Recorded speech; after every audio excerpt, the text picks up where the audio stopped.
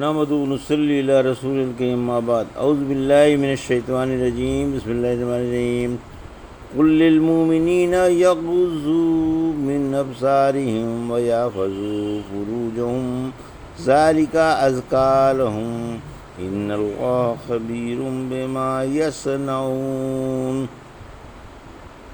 ابھی آپ نے سورہ نور کی آیت 30 کی تلاوت سماعت فرمائی۔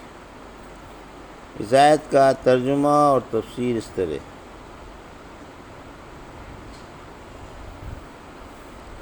قل للمؤمنین یغضوا من ابصارهم ویحفظوا فروجهم ذلک ازکی لهم ان اللہ خبیر بما یصنعون۔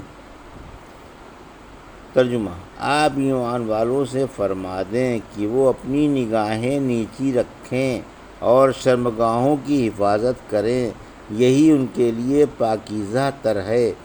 یقیناً اللہ ان کے تمام کاموں سے خبردار ہے۔ اس آیت کی تفسیر سننے سے پہلے کھانا کھانے کے بعد کی دعا۔ ایک دفعہ رحمت عالم صلی اللہ علیہ وسلم نے سعد بن عبادہ سے اندر آنے کی اجازت مانگی اور فرمایا السلام علیکم ورحمۃ اللہ۔ سعد نے جواب دیا وعلیکم السلام ورحمۃ اللہ۔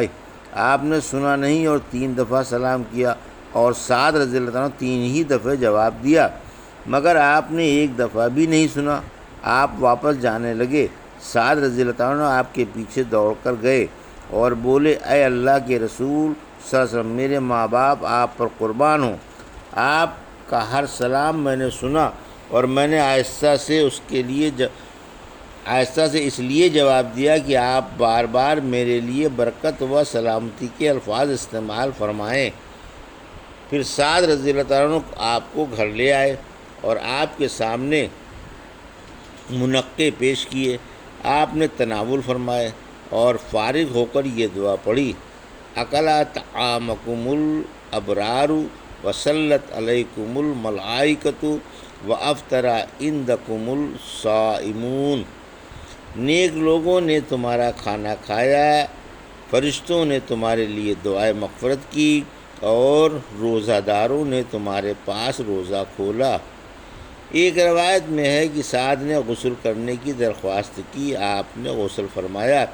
پھر آپ کو سعد رضی اللہ عنہ نے ورس یا زعفران سے رنگی ہوئی ایک چادر دی، آپ نے اسے اوڑھ لیا۔ پھر آپ نے دونوں ہاتھ اٹھا کر یہ دعا مانگی: اے اللہ آل سعد پر رحمت و برکت نازل فرما۔ پھر کھانا تناول فرمایا۔ پھر جب واپس ہونے کا ارادہ فرمایا تو سعد رضی اللہ عنہ نے سواری کے لیے گدھا پیش کیا جس پر پالان کسا ہوا تھا۔ آپ سوار ہو گئے۔ سعد رضی اللہ عنہ نے اپنے بچے قیس سے کہا تم اللہ کے رسول صلی اللہ علیہ وسلم کے ساتھ ساتھ چلے جاؤ۔ قیس کہتے ہیں میں آپ کے ساتھ ہو لیا۔ آپ نے مجھ سے سوار ہونے کو کہا مگر میں نے انکار کیا۔ فرمایا یا تو سوار ہو جاؤ یا پھر واپس چلے جاؤ۔ آخر میں واپس آ گیا۔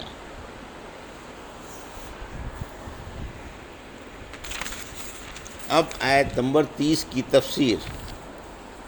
نیچی نگاہیں رکھنے کا حکم۔ مومنوں کو حکم ہے کہ حرام چیزوں سے نگاہیں پست رکھیں،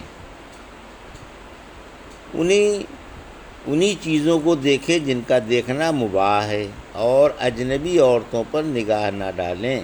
اگر کسی عورت پر غیر شعوری طور پر نگاہ پڑ جائے تو فوراً نگاہ واپس کر لیں۔ جریر بن عبداللہ بجلی فرماتے ہیں میں نے رحمت عالم صلی اللہ علیہ وسلم سے اتفاقیہ نگاہ کے بارے میں پوچھا تو آپ نے مجھے نگاہ پھیر لینے کا حکم فرمایا۔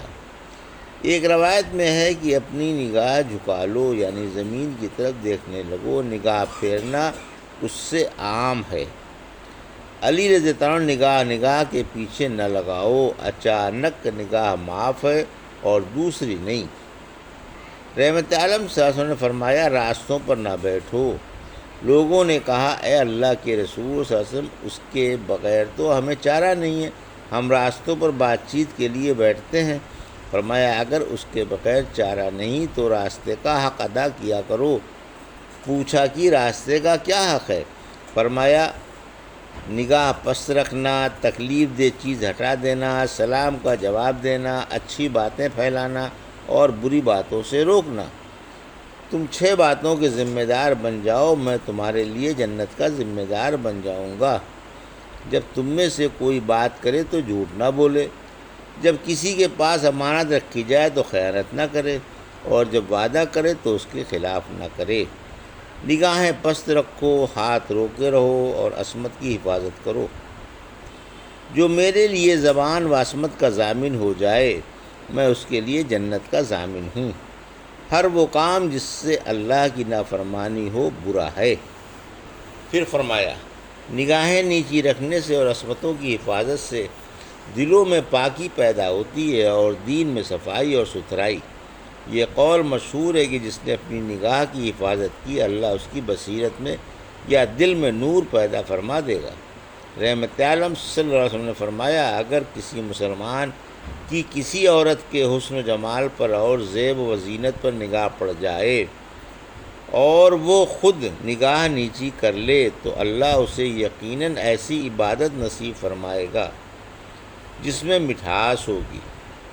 نگاہیں پست کر لو، عصمتوں کی حفاظت کر لو اور چہرے سیدھے رکھو، ورنہ حق تعالیٰ تمہارے چہرے بدل ڈالے گا۔ نگاہ ابلیس کے تیروں میں سے ایک زہر آلود تیر ہے، جس نے اسے میرے ڈر سے چھوڑ دیا ہے۔ میں اسے اس کے بدلے ایسا ایمان نصیب فرماؤں گا جس سے اس کے دل میں مٹھاس پیدا ہوگی۔ پھر فرمایا کہ اللہ تمہارے کاموں سے خبردار ہے۔ سورہ غافر کی آیت 79 میں فرمایا، اسے آنکھوں کی چوری کی بھی خبر ہے اور دل کی چوری کی بھی۔ رحمت عالم صلی اللہ علیہ وسلم نے فرمایا، ہر شخص پر زنا کا حصہ لکھا ہوا ہے جسے وہ چار و ناچار کر کے رہے گا۔ آنکھوں کا زنا دیکھنا، زبان کا زنا گفتگو کرنا، کانوں کا زنا سننا، ہاتھوں کا زنا پکڑنا اور پیروں کا زنا چل کر جانا ہے۔ دل میں خواہش اور شوق پیدا ہوتا ہے اور شرمگاہ سچا یا جھوٹا کر دیتی ہے۔